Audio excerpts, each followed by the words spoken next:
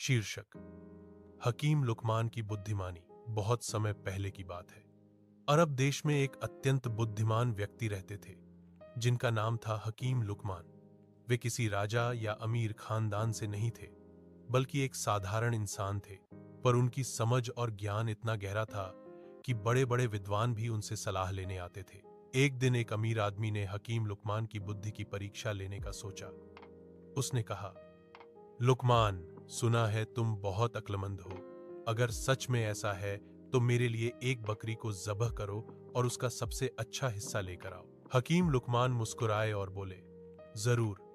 उन्होंने बकरी ज़बह की और उसके दिल और जुबान निकालकर उस अमीर आदमी को दे दिए। अमीर ने हैरानी से पूछा, यह क्या? मैंने सबसे अच्छा हिस्सा मांगा था और तुम दिल और जुबान लाए हो?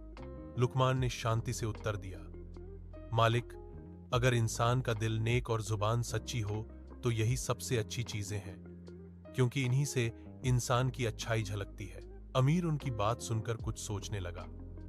फिर उसने कहा, ठीक है लुकमान, अब उस बकरी को ज़बह करो और उसके सबसे बुरे हिस्से लेकर आओ। लुकमान ने फिर वही किया, बकरी का दिल और जुबान निकाल कर लाए। अमीर चकित होकर बोला, यह क्या?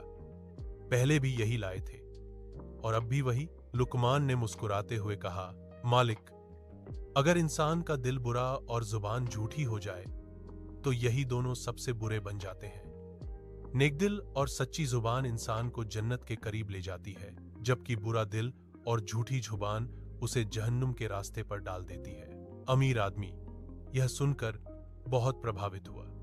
उसने महसूस किया कि असली अक्लमंदी दौलत या पढ़ाई में नहीं, बल्कि दिल की सफाई और बोल की सच्चाई में होती है। उस दिन के बाद से हकीम लुकमान की बात पूरे देश में फैल गई।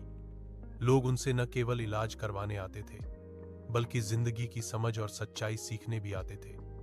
सीख: जिंदगी में इंसान की पहचान उसके कपड़ों या दौलत से नहीं, बल्कि उसके दिल और जुबान से होती है।